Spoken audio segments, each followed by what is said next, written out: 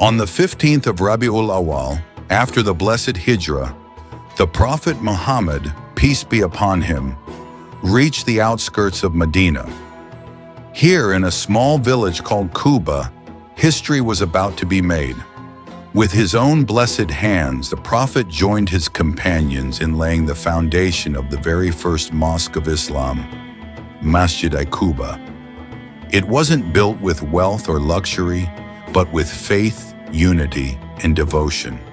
The Prophet, peace be upon him, worked side by side with the believers, teaching that the strength of Islam is in community. Masjid Quba became a symbol of purity and sincerity. Until today, it stands as a reminder that the very first house of worship in Islam was built on taqwa, God consciousness.